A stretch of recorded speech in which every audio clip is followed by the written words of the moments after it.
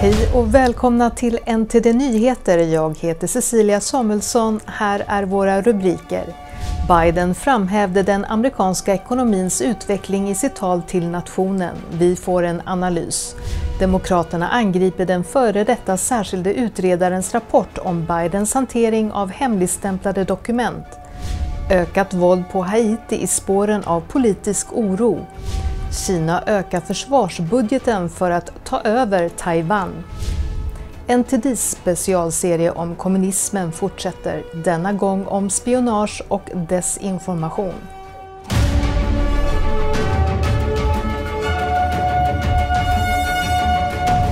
I sitt tal till nationen lyfte president Biden fram den amerikanska ekonomins utveckling under hans tid som president.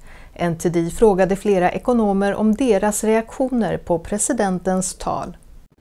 My inherited economy is on the brink. Now our economy is literally the envy of the world.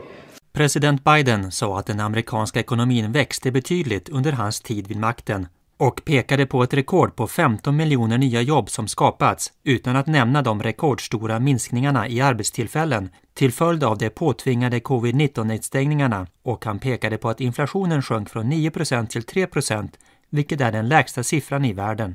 The United States by rights has the economy that's the envy of the world, so that's not really saying anything. I mean, the United States is supposed to be. Ekonomen Brian Domitrovic säger att den amerikanska ekonomin alltid har varit världens största. Han anser att Bidens ekonomi bör jämföras med Trumps ekonomi från 2018. Domitrovic säger att det gick bättre på den tiden. I want to cap prescription drug costs at $2,000 a year for everyone. Biden säger att han har satt pristak på insulin för seniorer. Han säger att istället för att betala $400 i månaden kan han nu betala bara $35 i månaden, och han vill sätta pristak på receptbelagda läkemedel i en mycket större omfattning. Which sounds like a good idea and is a benefit to people that are buying those drugs.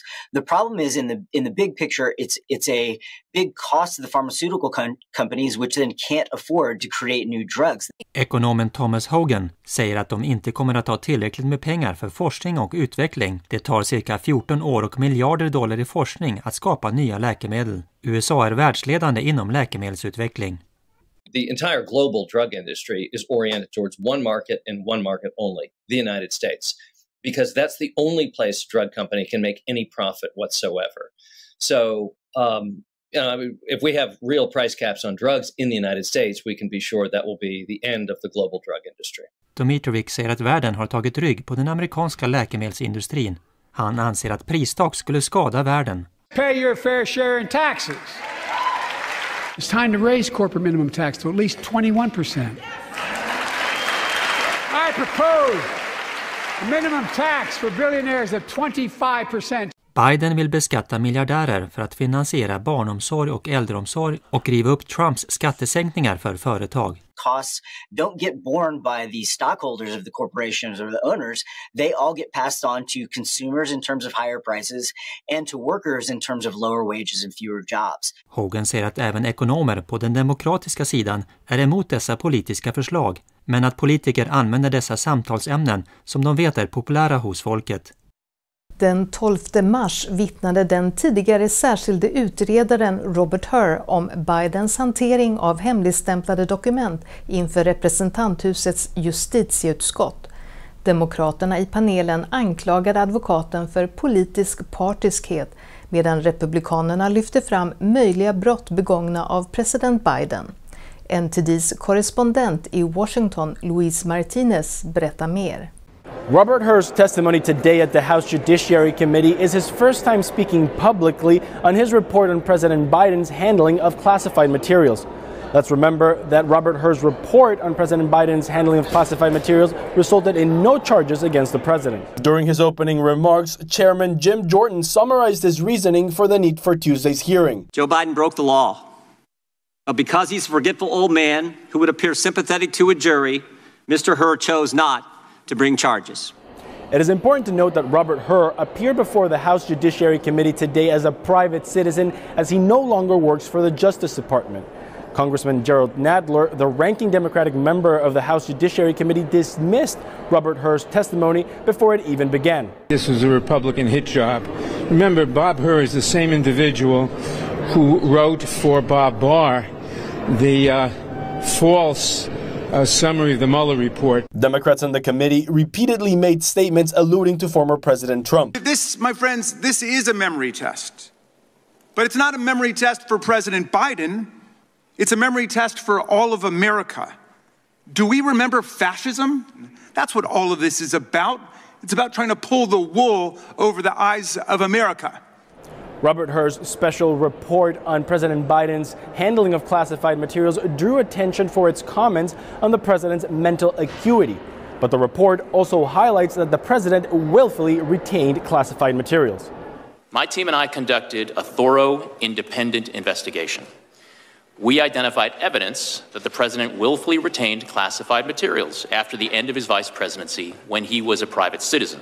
After 5 hours of testimony, Robert Hur concluded by saying that his remarks on the president's mental acuity were necessary, accurate, and fair, and that he did not exonerate the president with his report.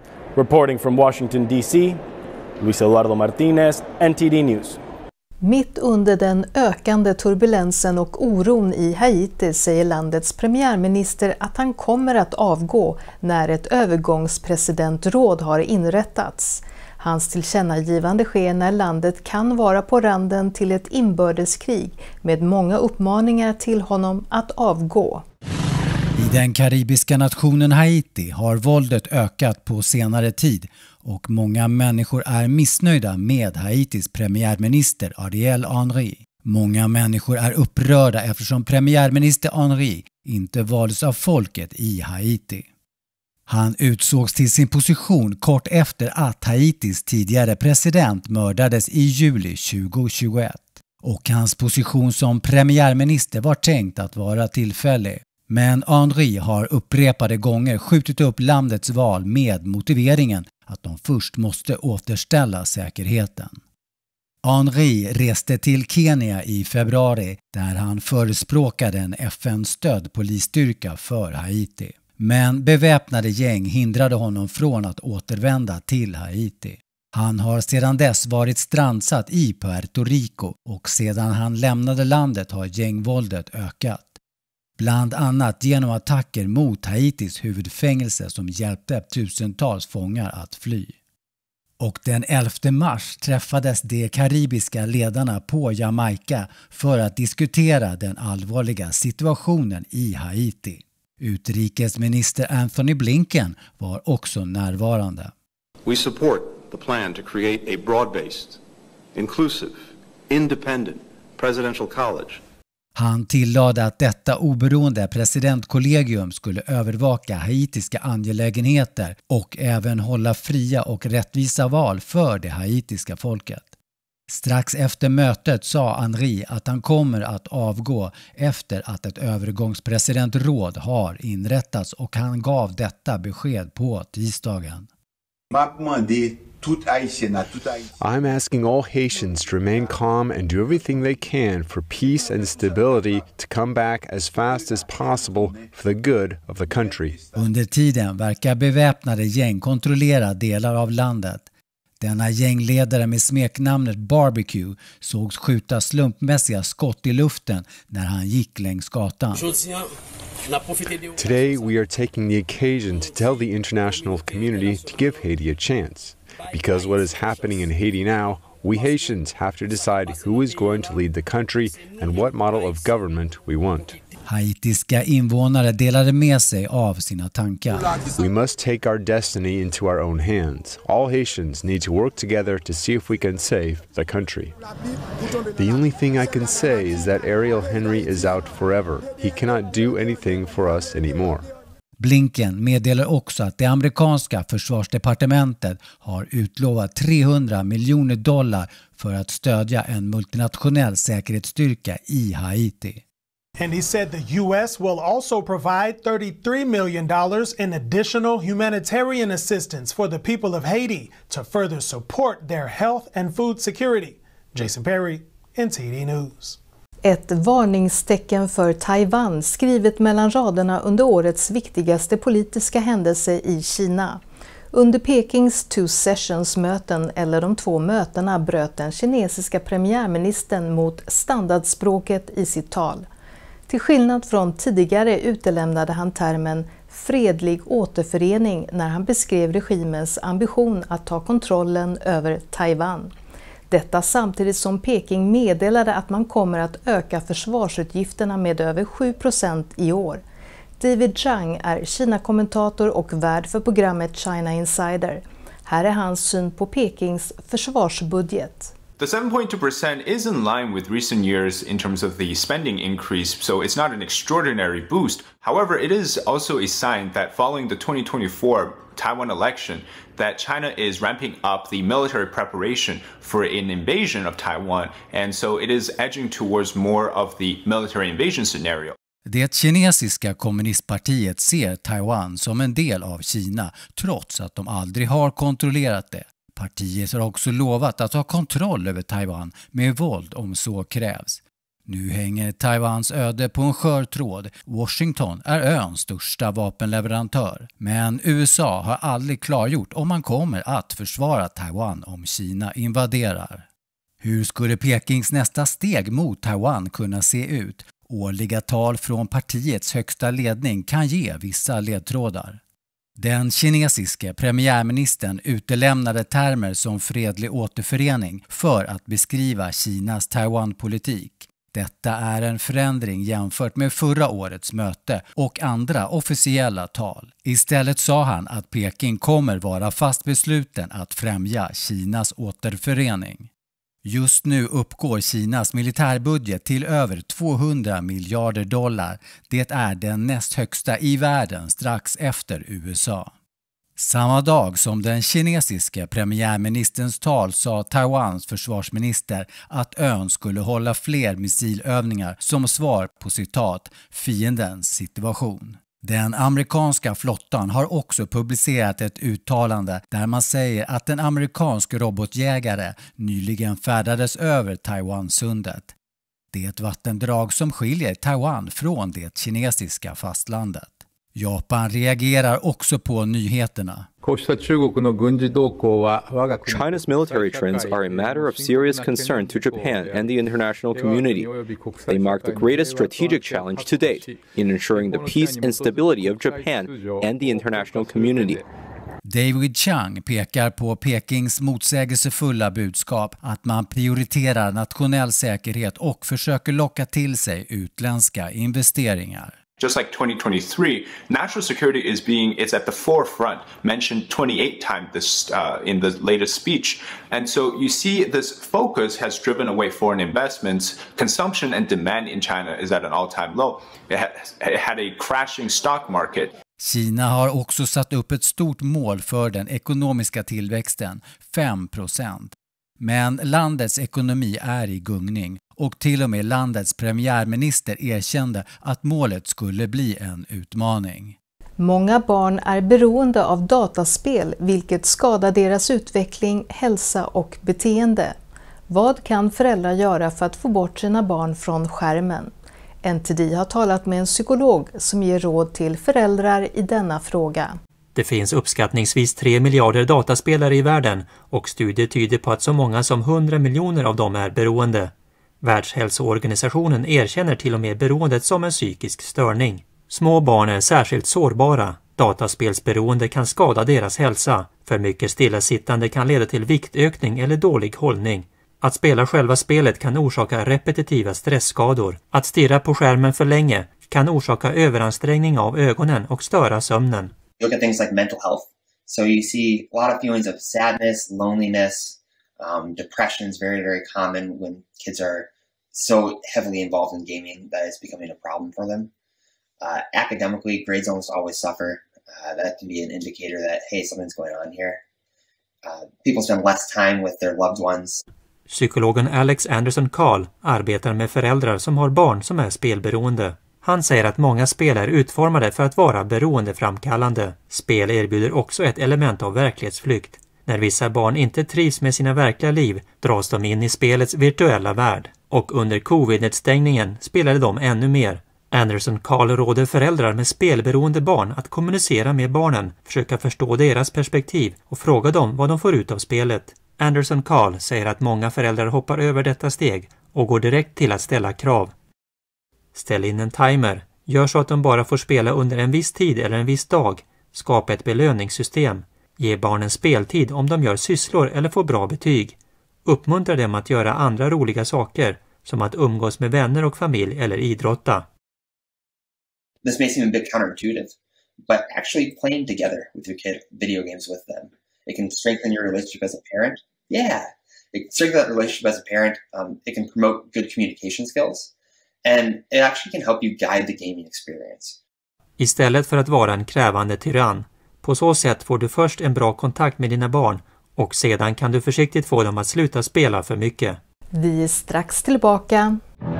Den högsta konsten är vacker, häpnadsväckande, tidlös och berörande.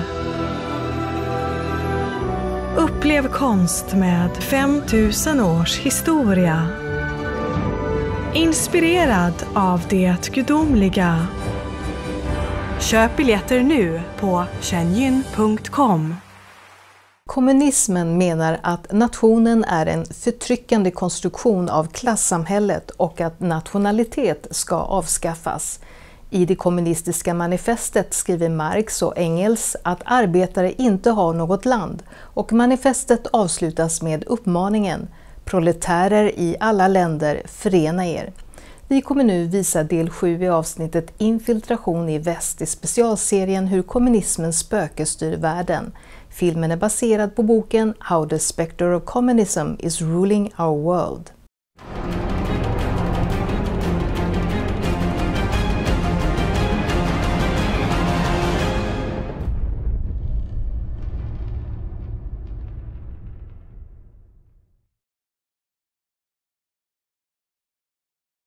Two, War of Espionage and Disinformation.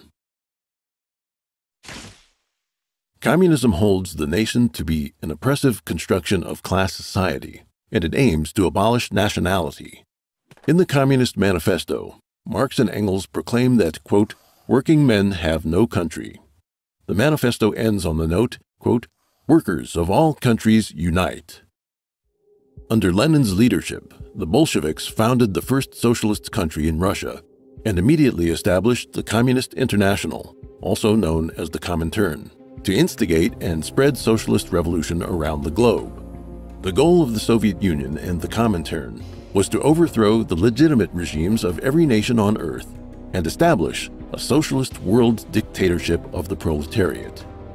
In 1921, the Comintern's Far East branch set up the CCP, which would take over China in 1949.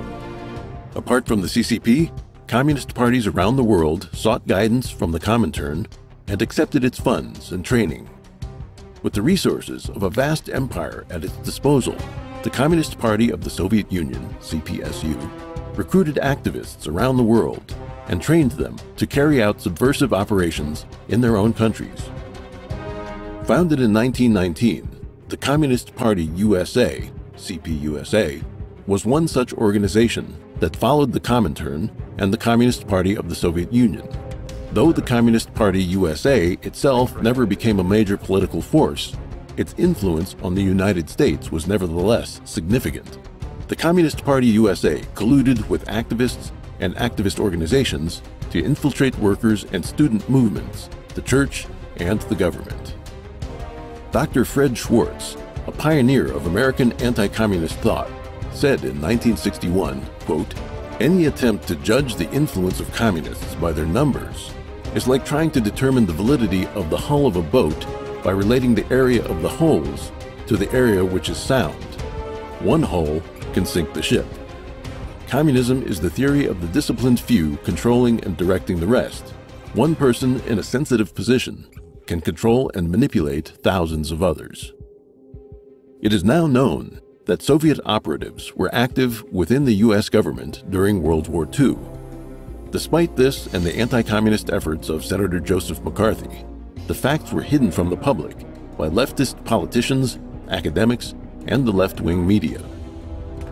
In the 1990s, the U.S. government declassified the Venona files decoded by American intelligence during the 1940s up to the end of World War II.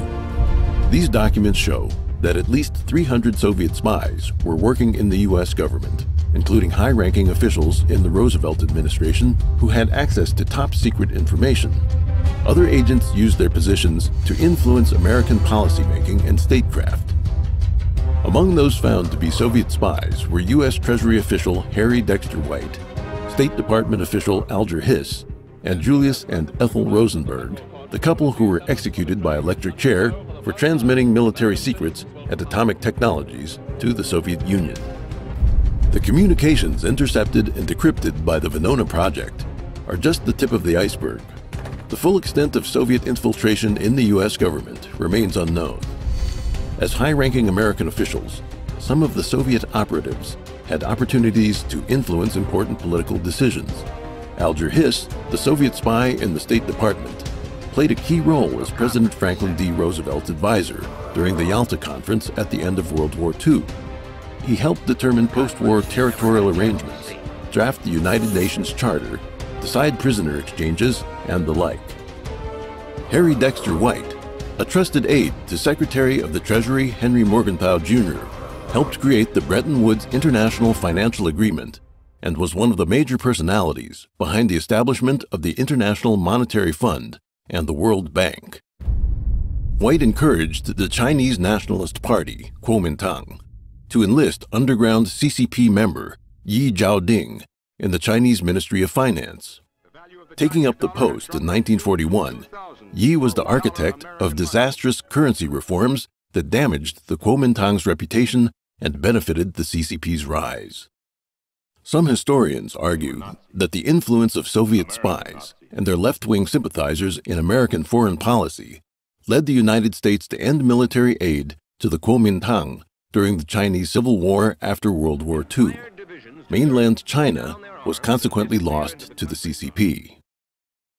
Some scholars, such as M. Stanton Evans, argue that Soviet spies were most successful at influencing policy. Whittaker Chambers, a Soviet informant and Communist Party USA associate, who later defected and testified against other spies, said, quote, "The agents of an enemy power were in a position to do much more than purloin documents. They were in a position to influence the nation's foreign policy in the interest of the nation's chief enemy, and not only on exceptional occasions, but in what must have been the staggering sum of day-to-day decisions." Yuri Bezmenov, a KGB agent who defected to the West, discussed Soviet methods of subversion in his writings and interviews. According to Bezmenov, the James Bond-style spies of popular culture who blow up bridges or sneak around stealing secret documents couldn't be further from the reality of espionage. Only 10 to 15% of the KGB's personnel and resources were allocated to traditional spy operations, with the rest going to ideological subversion. Bezmenov said that subversion comes in 4 stages. The first step is to foster the cultural decadence and demoralization of the enemy country. The second is to create social chaos. And the third is to instigate a crisis that would lead to either civil war, revolution, or invasion from another country, culminating in the fourth and final stage of bringing the country under the control of the Communist Party. This is called normalization. Bezmenov, whose alias was Thomas Schumann, listed 3 fields of subversion: thought, power, and social life. Thought covers religion, education, the media, and culture. Power includes government administration, the legal system, law enforcement, the armed forces, and diplomacy. Social life encompasses families and communities, health, and relations between people of different races and social classes. As an example, Bezmenov explained how the concept of equality was manipulated to create unrest. Agents would promote the cause of egalitarianism, making people feel discontent with their political and economic circumstances. Activism and civil unrest would be accompanied by economic deadlock, further exacerbating labor and capital relations in a worsening cycle of destabilization. This would culminate in revolution or invasion by communist forces. Ion Mihai Pacepa, the highest-ranking intelligence official in communist Romania, defected to the United States in 1978. he further exposed how the former Soviet Union and communist regimes of Eastern Europe adopted strategies of psychological warfare and disinformation against Western countries. According to Pachupa, the purpose of disinformation was to alter people's frame of reference. With their ideological values manipulated, people would be unable to understand or accept the truth, even when presented with direct evidence. Bezmenov said the first stage of ideological subversion usually took 15 to 20 years. That is, the time needed for the education of a new generation. The second stage, 2 to 5 years, and the third stage, only 3 to 6 months. In a speech he gave in 1984, Bezmenov said the first stage had been accomplished to a greater extent than the Soviet authorities had originally expected. The accounts of many Soviet spies and intelligence officials and declassified documents from the Cold War suggest that infiltration tactics were the driving force behind the counterculture movement of the 1960s. In 1950, McCarthy began to expose the extent of communist infiltration across the U.S. government and society. But 4 years later, the Senate voted for his condemnation, and the government's initiative to rid itself of communist influence was brought to a halt. This is one of the main reasons for the decline of the United States. The threat of communist infiltration has not lessened since the collapse of the Soviet Union and the end of the Cold War. As an example, McCarthy has been demonized by left-wing politicians and the media for ages. Today, McCarthyism is synonymous with political persecution, an indication that the left wing has successfully established dominance in the ideological struggle.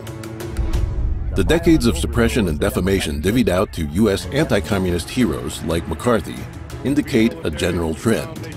As one conservative American political commentator observed, anti-Americanism is a natural component of the global left-wing movement. The left wing fights tooth and nail to protect adulterers, abortionists, criminals, and communists, while supporting anarchy and opposing civilization.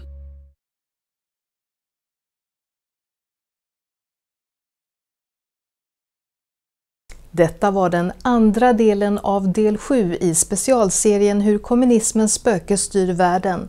För att se hela delen samt andra avsnitt gå till Ntd Sveriges kanaler på YouTube, Facebook och Gandring World. Tack för att ni har tittat och på återseende!